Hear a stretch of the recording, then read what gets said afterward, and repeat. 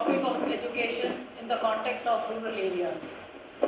As you know that education is an ability to enhance the social and the economic well-being not only of the individual but also that of the nation. And in as far as education is concerned, India has been facing an uphill task ever since India gained independence because the literacy levels were rather poor at that time, and the government has initiated several programs in order to bring up the literacy levels, to increase enrollment and retention at the primary level, to upgrade the secondary and level education. So it has introduced a number of programs for increasing the literacy rate in the country, and yet at the same time the rates are still very dismal, though there have been pockets of improvement in different parts of the country. But before we actually discuss education, let us discuss what is the government's commitment to education. And in this context, I would like to tell you that free and compulsory education to all children up to the age of 14 is a constitutional commitment in India. The Parliament of India has recently passed the Right to Education Act, through which education has become a fundamental right of all children of the age group of 16 to 14 years of age. After launching the National Policy on Education in 1986, the Government of India has made concerted efforts to achieve the goal of education for all by launching several new schemes, including expansion of non-formal education for out-of-school children, improvement of physical facilities in schools, implementation of a micro-planning strategy, and the launch of Sarv Shiksha Abhiyan, which is the flagship program of the Government of India for education. The problem of illiteracy was attacked by launching an ambitious new program called the National Literacy Mission.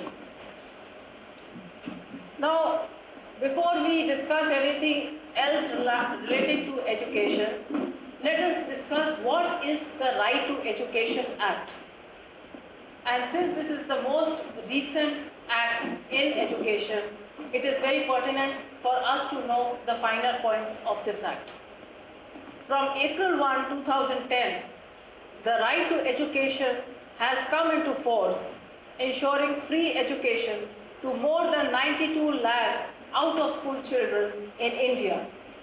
The passage of this act gives every child the right to quality elementary education.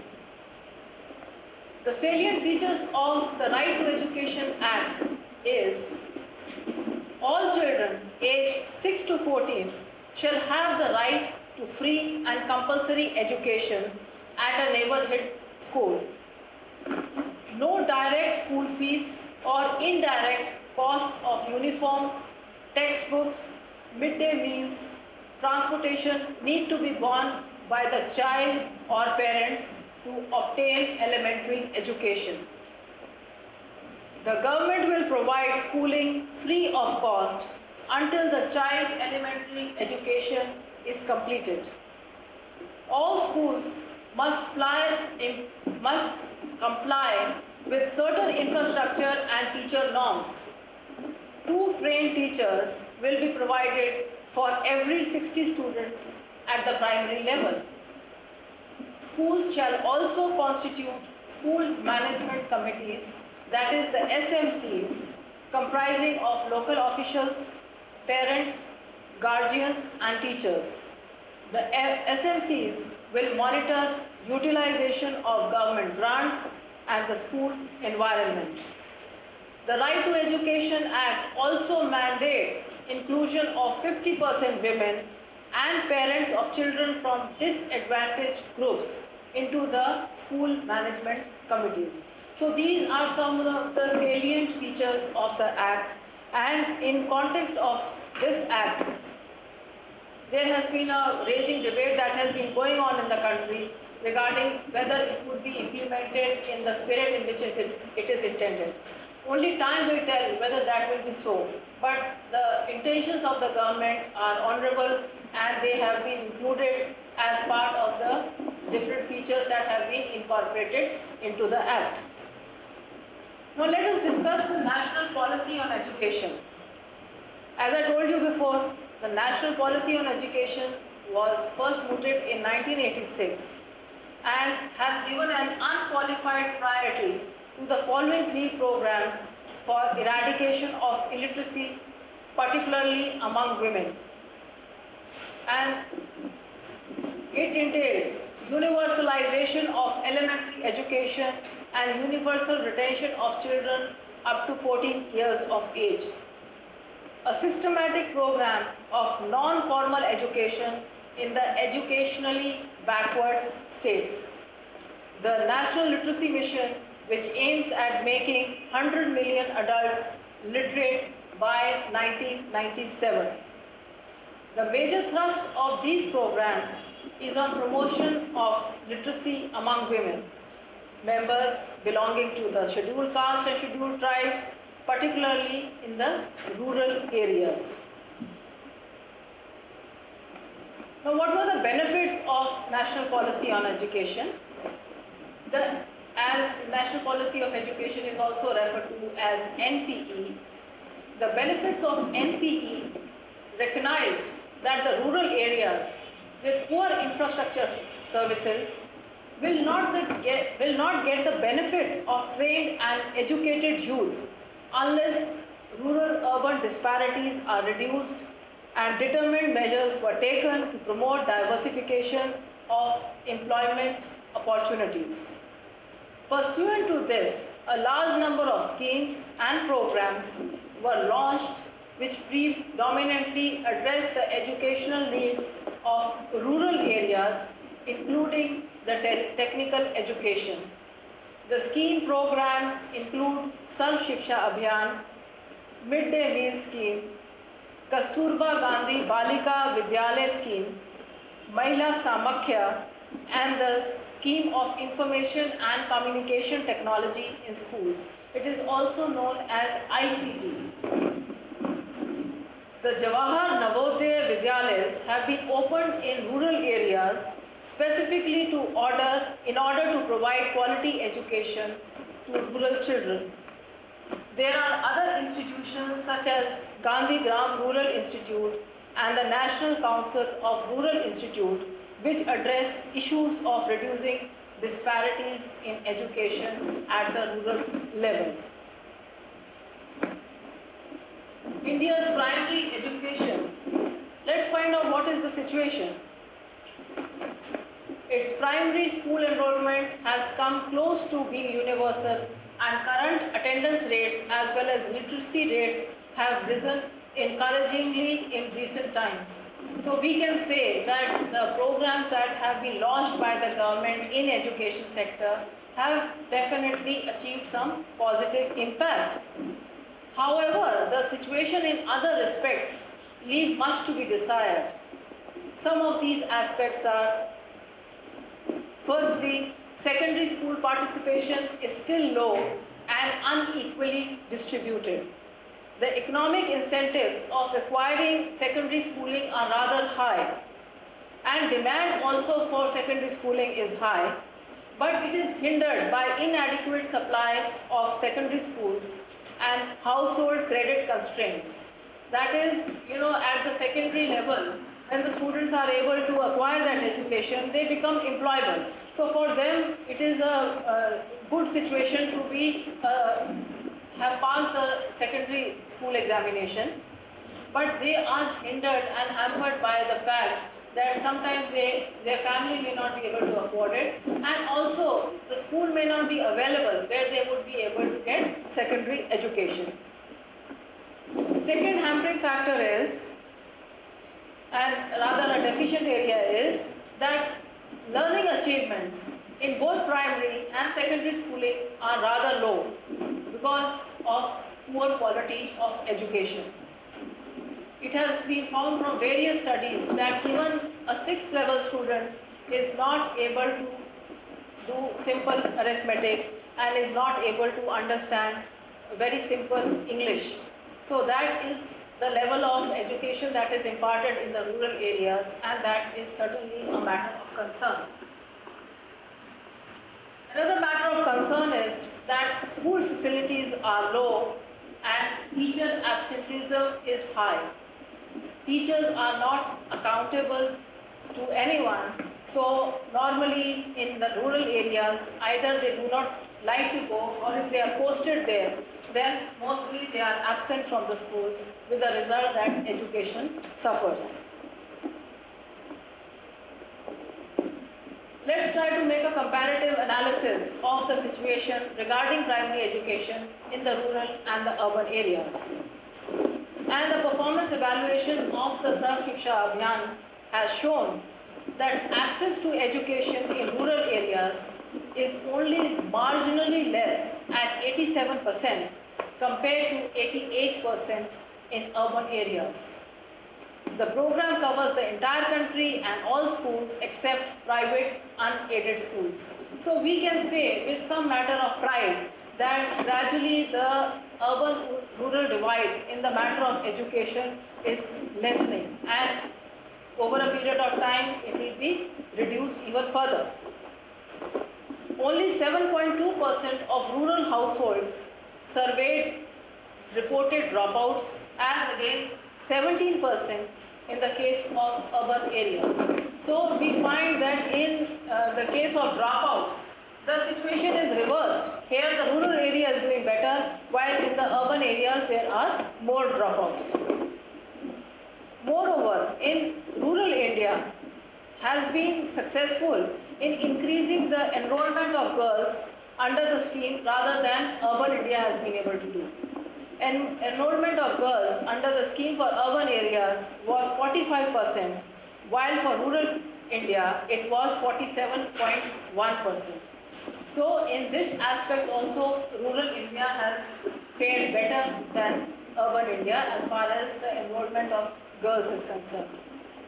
In rural areas, 53% of the children who do not go to school are girls, while in urban slums the proportion is slightly higher at 57%. So the programs that the government of India has launched for the rural sector in education have been able to bring about some positive impact, and gradually the rural-urban divide in education is lessening, and in many cases it's even better than the urban areas. On a wider level, the ground reality in education is, as per an independent study commissioned by the Government of India, the number of out-of-school children has decreased from 1.345 crores in 2005 to 81 lakh in 2009. The improvement in gender parity index at elementary level has also has increased from 0.8 in 2001 to 0.93 in 2006-07, which indicates that the improvement of the participation of girls at the elementary level. So more and more girls are now participating and going to school, and they are bringing about an improvement. Published reports also show that there are about 59 million out-of-school children. Enrollment of girls is low. The dropout rate up to class 8 is still high. School-age children work for wages. Rural children have no easy access to schools. Many schools still lack physical facilities, and there is a shortage of teachers and headmasters.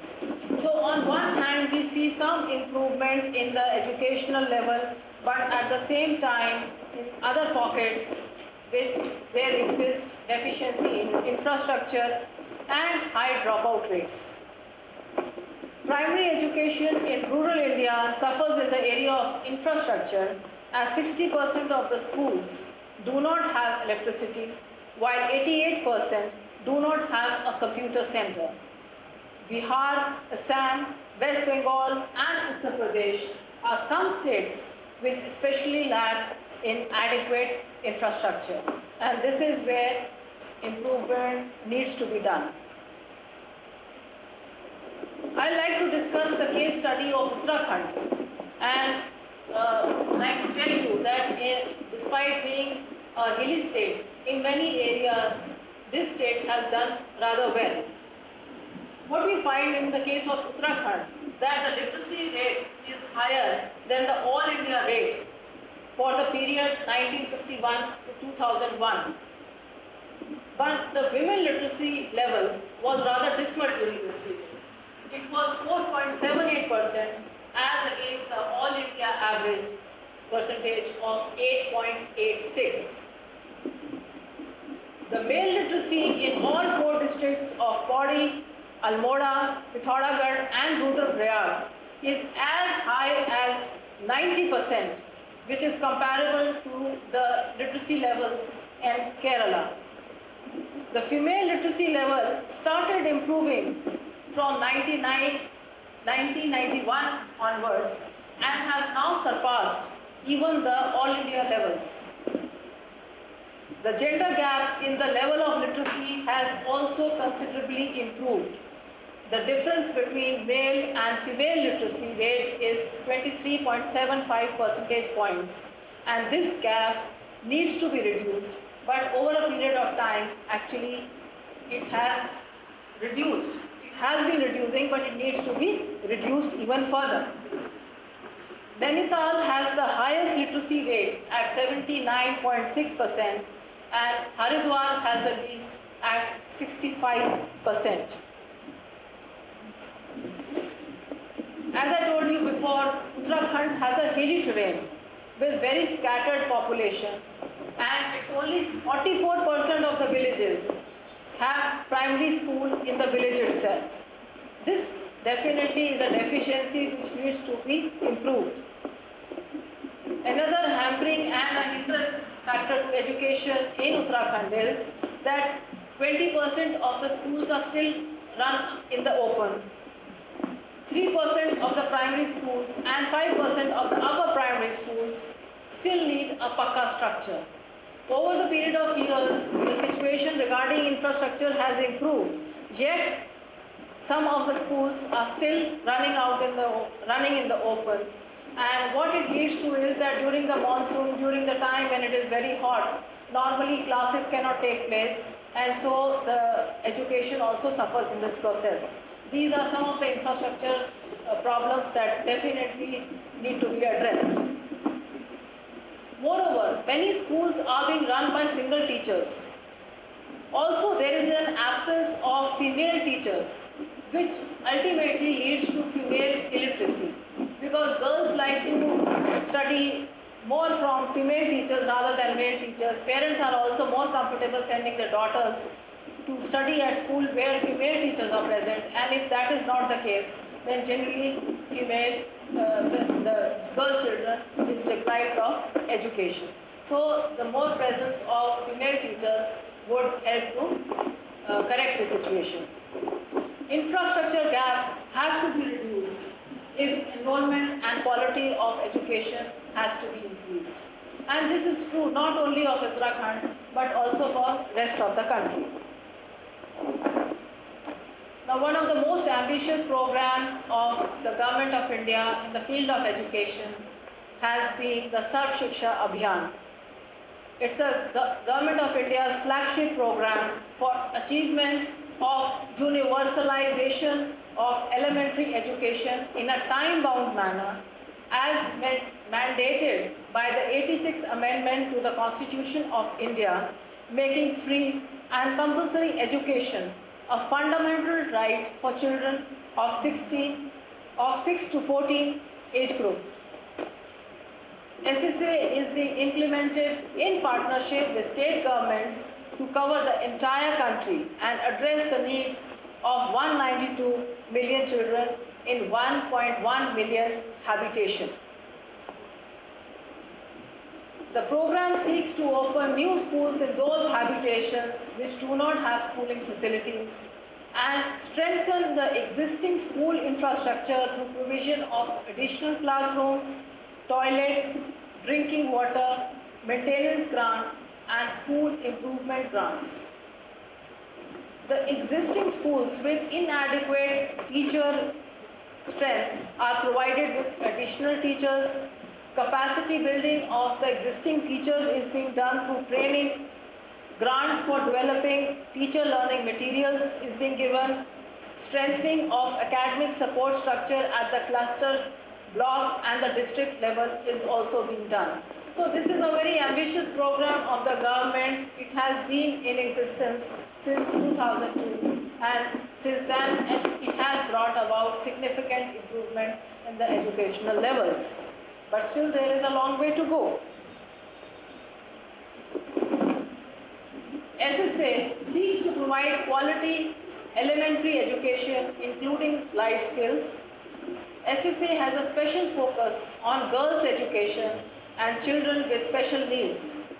SSA also seeks to provide computer education to bridge the digital divide. So SSA is having a focus on the girl child. It's having focus on children with special needs, that is children who are disadvantaged, maybe physically challenged. For them, SSA has got special programs and is also focusing on computer education. SSA was formally launched in 2001-2002 and has been financed by a cess on tax on personal income, corporations and services since 2004. India spends about 4% of its GNP on education. In other countries, it is much higher than what India spends.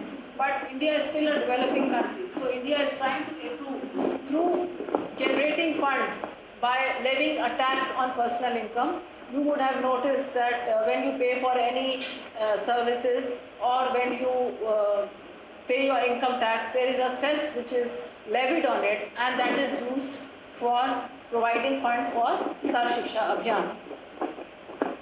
The evaluation carried out by Planning Commission reveals that the SSA scheme, with an outlay of 13,100 crore, improved its fund utilization levels to 73.6% during 2006-07 from only 50.5% in 2003-2004. So over a period of time, the fund utilization is getting better and better. Most states transfer more than 95% of the funds to the districts, and almost all funds, that is 99% of them, are being utilized. The highest share of funds at the district level is spent on civil works, while expenditure on computer education is the lowest. So most of the funds of SSA are being used in providing infrastructure, that is making drinking water available, constructing toilets, constructing the schools, then providing more facilities at the schools. Most of it is being spent on civil works to make sure that the schools are at least having the infrastructure, basic infrastructure required for proper functioning of the school. And certainly the program has been able to achieve some remarkable outcomes. If we look at the enrollment and dropout rates, we find that at the primary level, the total enrollment was 134.4 million. That is, the net enrollment ratio was 97%. The dropout ratio was 29%, and out of school are 4 million children. At the upper primary level, 53.4 million children totally enrolled, and the net enrollment ratio was 54.5%. The dropout ratio was 51%, and out of school children are 44.6 million.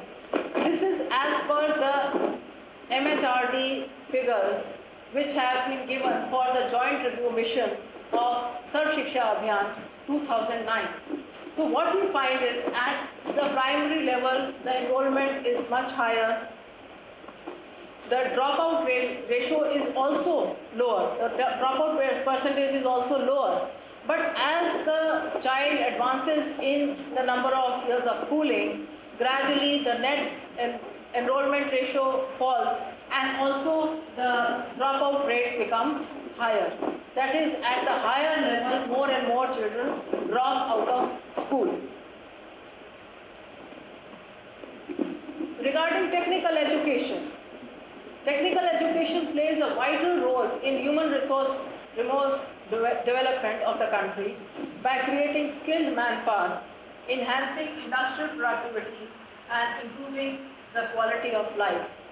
As you know that India is an industrialized country, it is going towards industrialization, and for that more and more technical manpower is needed.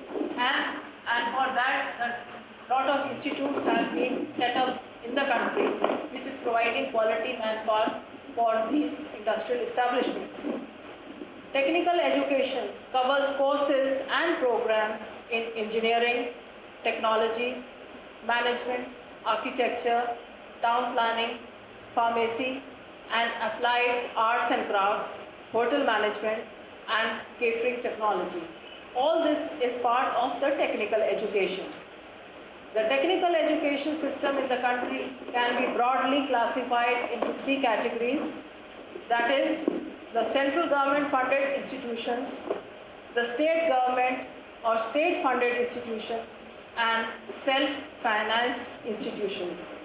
So it's basically at three different type of system that exists within the country regarding technical education, and that is the government funded, the state funded, and the private funded institutions.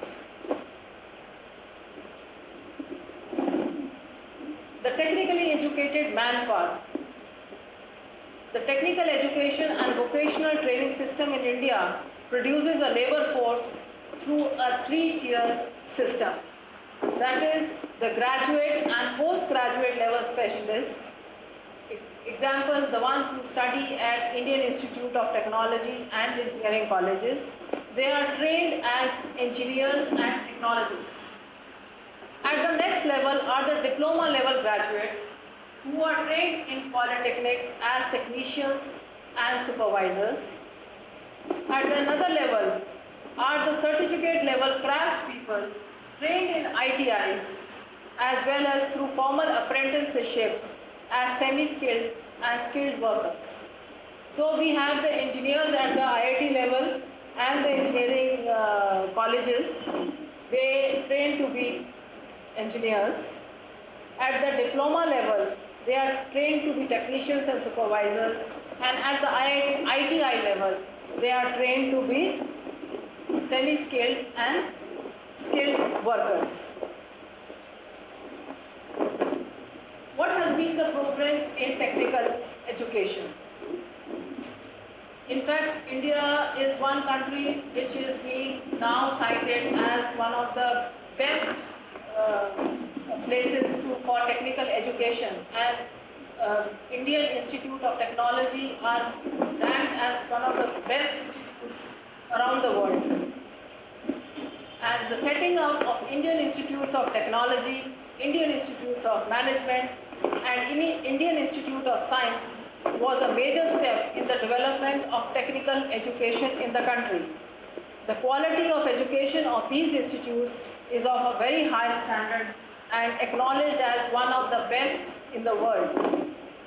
However, the challenge of making technical education accessible to the rural populace and other underdeveloped sections of the society has still not been overcome. I'll give you an instance that the nearest ITI for people living in Uttarakhand is Joshimath, which is still a considerable distance from their place of residence.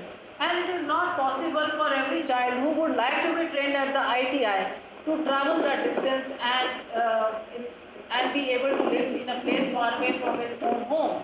So sometimes, because of these reasons, the people who would want to be trained at these ITIs are not able to get trained. The reason being that it is too far from their place of residence. So more and more ITIs being established in every part of the state, in every part of the country would be a solution to this kind of a problem.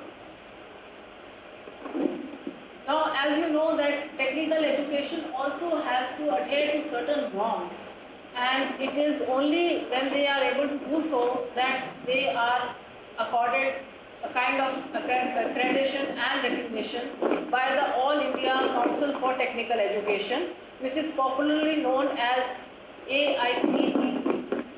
In order to maintain the standard of technical education, a statutory authority called the All India Council for Technical Education was set up in 1945.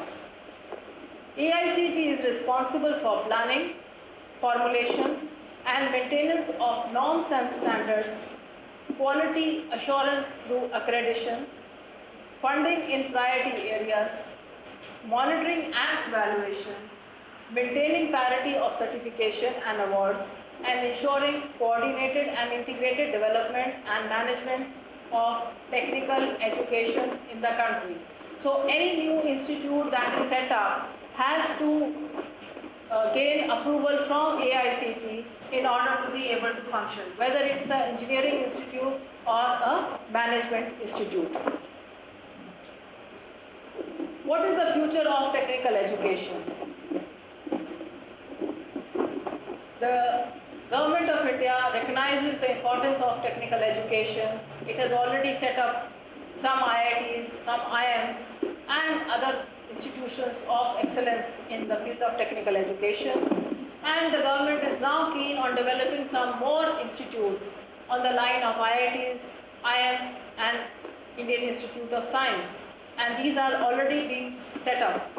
The Prime Minister of India has a plan to establish 8 IITs, 7 IIMs, and 5 IISc, that is Indian Institute of Science, to improve the spread and quality of technical education in the country. Some new campuses have already started functioning.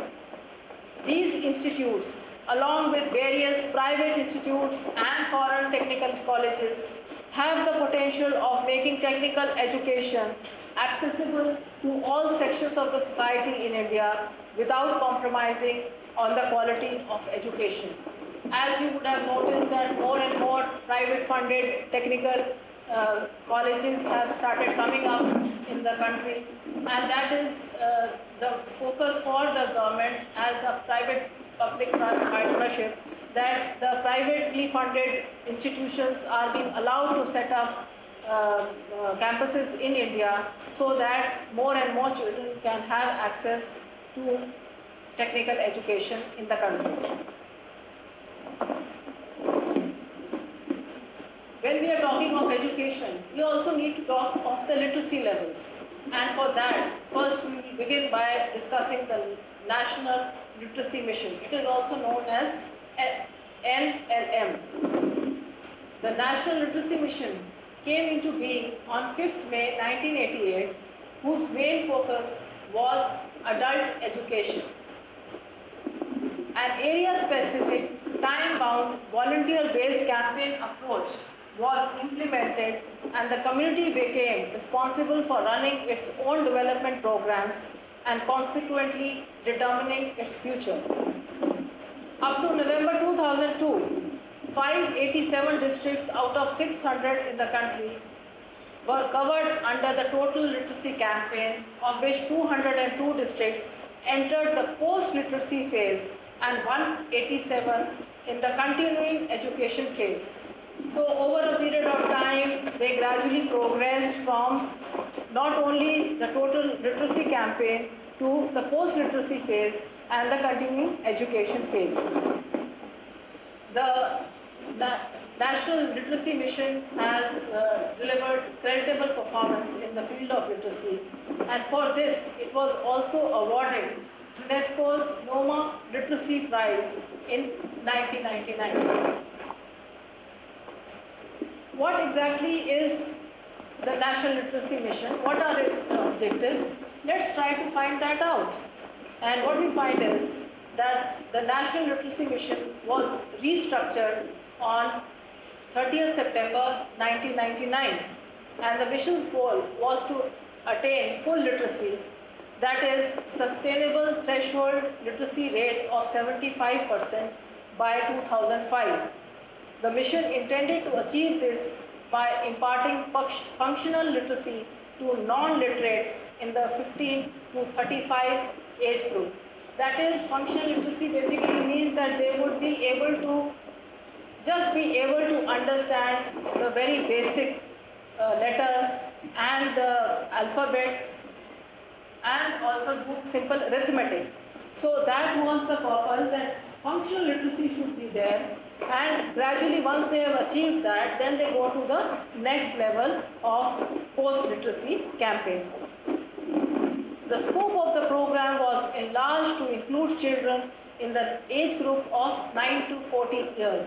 Earlier it was only in the age group of 15 to 35, but then they increased the age group down to the level from 9 to 14 years as well. It was also increased in areas not covered by non-formal education program to benefit out-of-school children and disadvantaged groups like women, SC, ST, OBC into this program.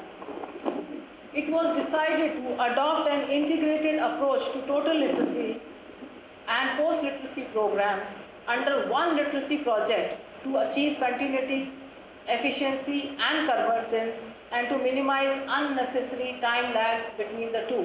That is, those who had already completed one phase went on to the next phase.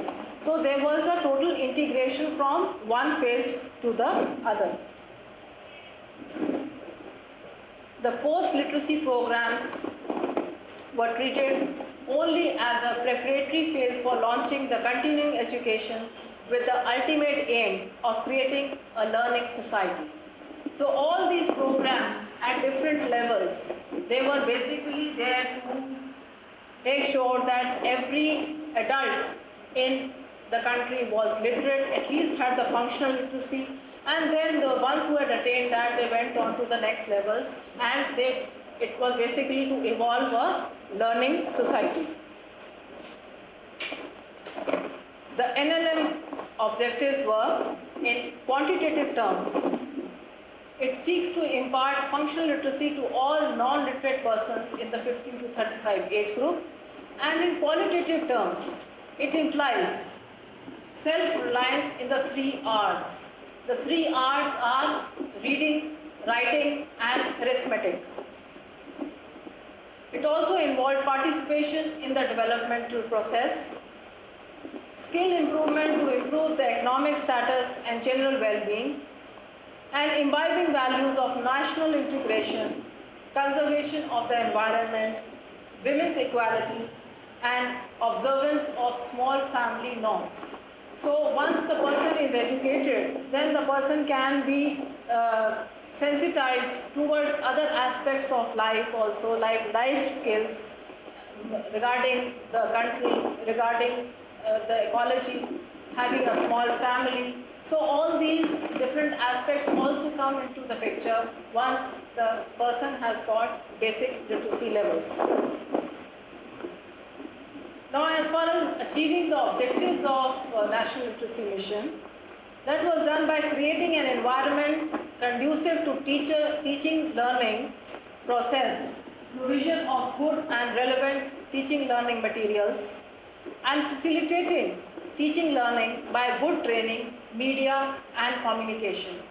So on one hand, the environment was built up for a good learning process, teaching learning materials were created, and also the teachers were provided with good training so that they would be able to impart education to the non-literates. Also, the objectives were achieved by improving the pace of learning and injecting confidence among the learners about their potential to learn, and by ensuring that the process was not drudgery. So basically, the learners were provided incentives to learn through good learning material that was provided to them. So it was kind of a joyful learning. It was not a burden for them to learn. Through very interesting learning material was provided to them so that they would be feeling motivated to learn. The objectives were also achieved by integrating basic literacy with post-literacy and continuing education, and by developing the quality of human resources at all levels of functionaries through orientation and training. So it is not just the learners who have to be imparted training and education, but also the functionaries who are dealing in these programs. They also have to be trained from time to time so that they are able to perform their job better. And for that, under NLM, they were provided training. If we look at the literacy rates by the gender, what we find is that this is regarding the census up to 2001. We find that the female literacy level is definitely less than that of the male literacy level. Although over the period of time from 1961 to 2001, the literacy levels have been going up, both for males as well as for females. And consequently, the all India level is also increasing. But what we find is still females are less literate than the male population. As far as the 2001 census shows, the literacy rate in the country increased from 18.33% in 1951 to 65.38% in 2001. Thus, in 5 decades, the literacy percentage grew by 47.5%, or by an average of 9.4% per decade. According to the 2001 census, male literacy was 78.65% and female literacy was 54.16%. So if more females became literate, the overall literacy rate would go up significantly for the country. Regarding adult education, as you know that eradication of illiteracy has been the major national concern of the government ever since independence. And during the first 5-year plan, the program of social education inclusive of literacy was introduced as part of the community development program.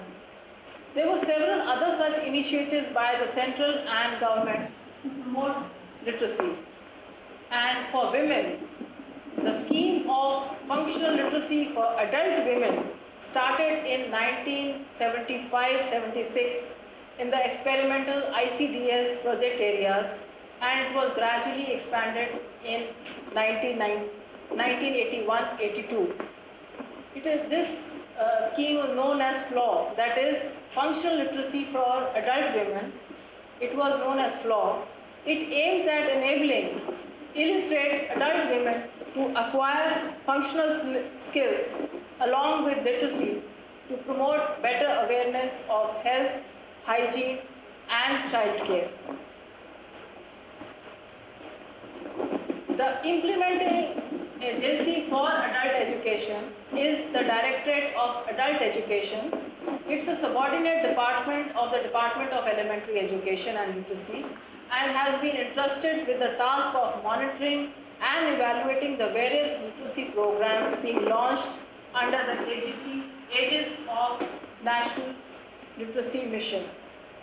It also provides technical and resource support to the National Literacy Mission, including media support to enable it to achieve its objectives. So it is the Directorate of Adult Education which is the implementing agency for adult education, and this has been providing various services not only to the program but also to the National Literacy Mission in order to achieve its objectives. Now when we think of education, should we look at it in a wider context in which the same education is given to everyone, or is it that we should have education to suit the local needs? Like if people are able to relate with the education that is being imparted to them, then they would more easily be a part of it, more easily understand it also. So it is very imperative that the education that is given to the children, to adults, to anybody who is being imparted education, it should be relevant for them. They should immediately be able to identify with the kind of education that is being given to them.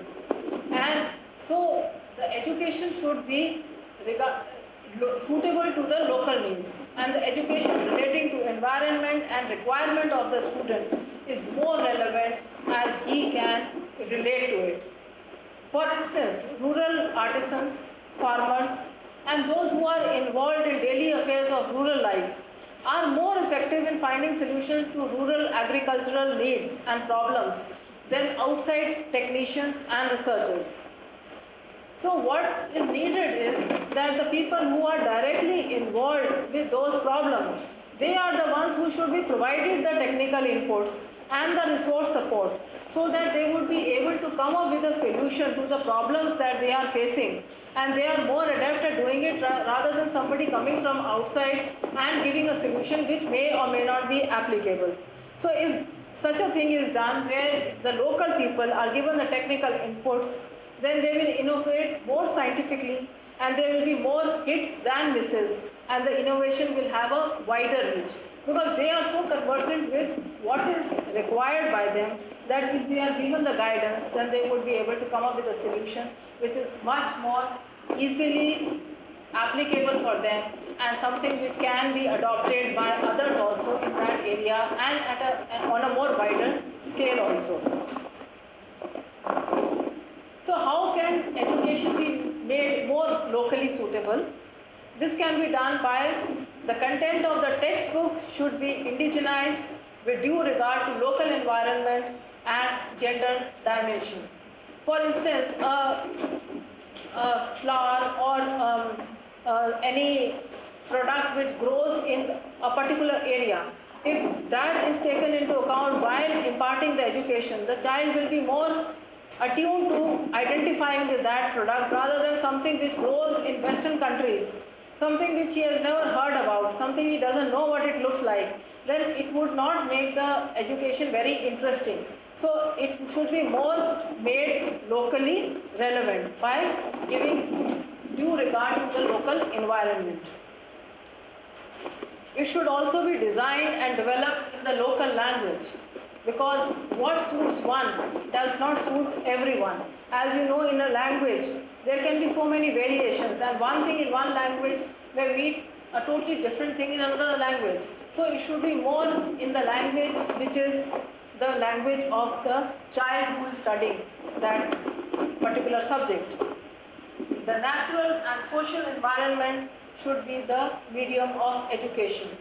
So it is not just classroom teaching that is important, but also the classroom can be outside, they can be taken outside to the natural environment, and then the education which will be provided to them, that will be not only be more meaningful, but also something which they will be able to identify with and always remember.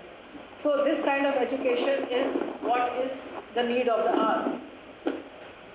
And also, all the stakeholders should have a say in the education that is imparted.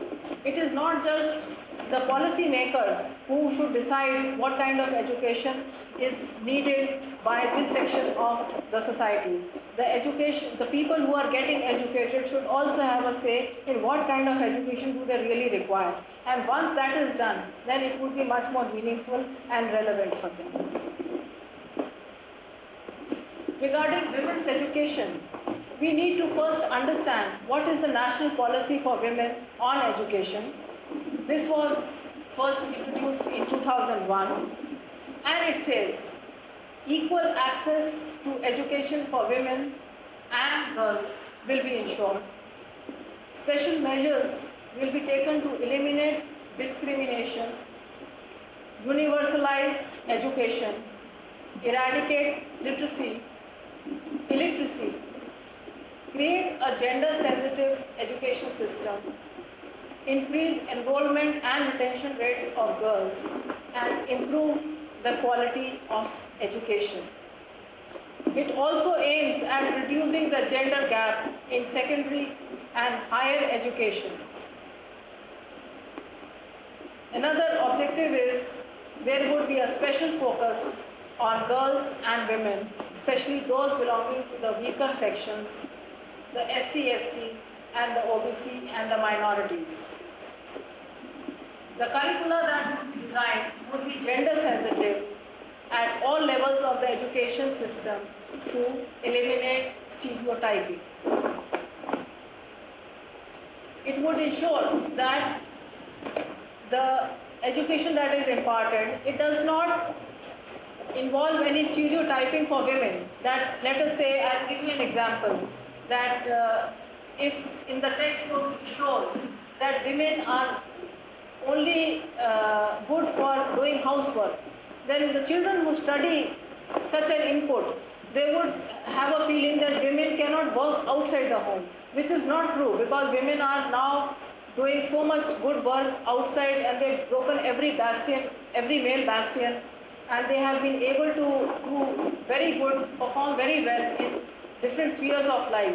So this kind of stereotyping should not be there when the children are imparted education. And this is what is the purpose regarding one of the aims of the national policy on education for women.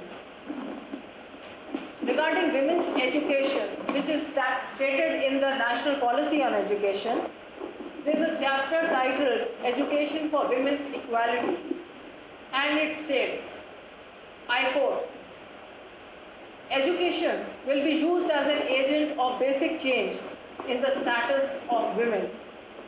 In order to neutralize the accumulated distortions of the past, there will be a well-conceived edge in favor of women. The national education system will play a positive interventionist role in the empowerment of women.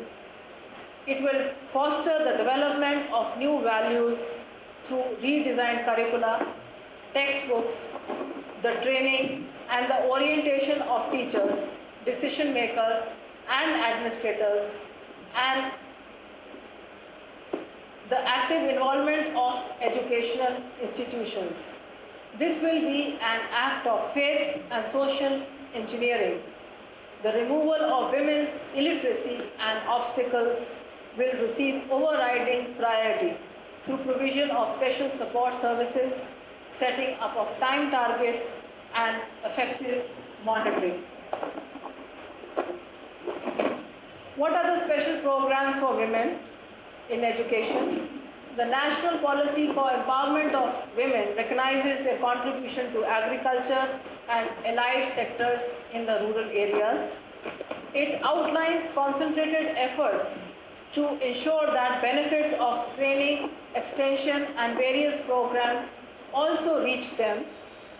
Accordingly, programs for training women in soil conservation, social forestry, dairy development, and other occupations allied to agriculture like horticulture, livestock, including small animal husbandry, poultry, fisheries for women workers in the agriculture sector, these kind of trainings will be imparted to women. The provision of support services for women like child care facilities, including creche at workplaces and educational institutions, to create an enabling environment for learning. Like for instance, the women should not be hampered that they have to take care of the children, so they cannot acquire education. So the government aims to provide them an enabling environment in which these domestic concerns are taken care of through creches at workplaces and at educational institutions. The program in education for women includes the Sakshar Bharat scheme, which focuses on women's literacy, especially in rural areas. 80% overall literacy is targeted by the end of the 11th plan period.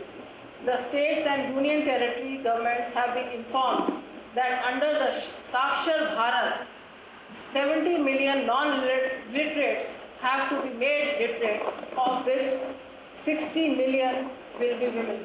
That is, the thrust will be on women's education under the scheme of Sakshi Bharat.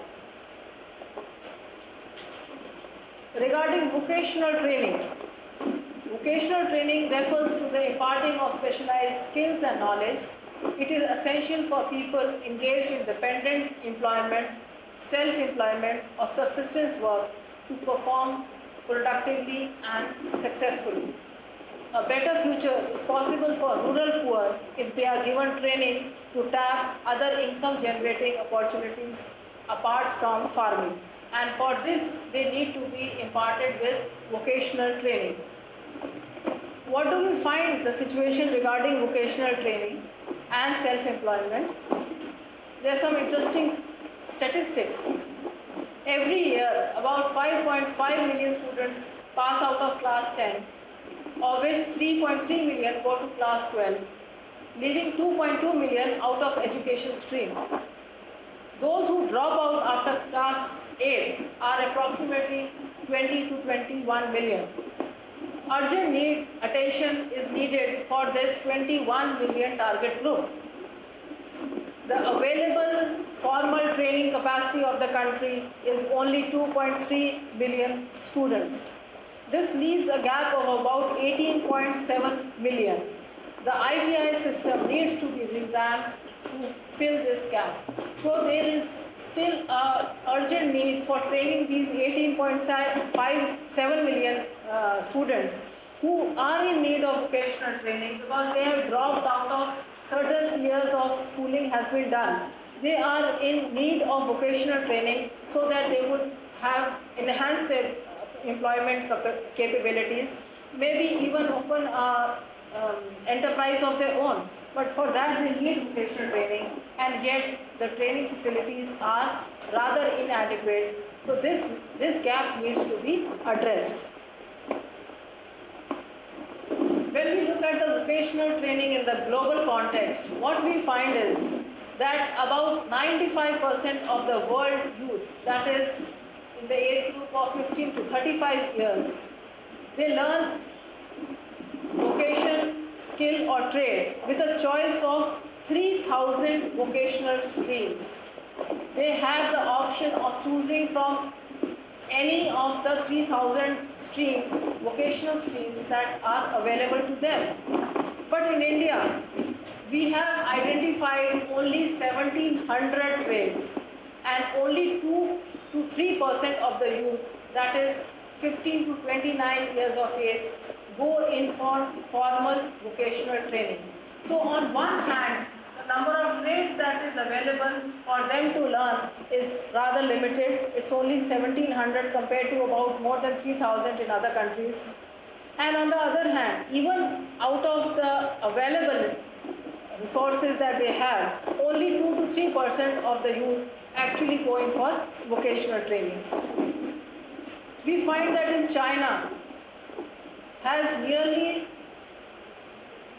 500,000 senior high secondary vocational schools, whereas we have only 1,500 ITIs and 6,000 vocational educational training schools in all. So you can understand that there is often a comparison between India and China. And here we see that the disparity is so huge. Although our country's population is only second to that of China, yet at the same time, look at the vocational training institutes and the higher secondary vocational schools that they have compared to a country like India, which has only a fraction of the ITIs and the vocational education schools. So here some of the infrastructure gaps need to be addressed. So in conclusion, what are the strategies for education in rural areas? First is expand and upgrade vocational education and training. Secondly, expand and upgrade higher technical education.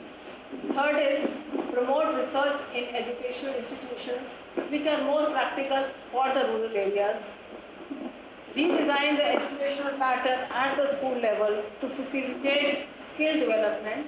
It should not just be plain education, but also it should lead to enhancement of skills which are already present in the children. They can be enhanced. So that kind of education should be provided to the children so that they can enhance their skills. And lastly, make the education relevant for the target group. Thank you very much.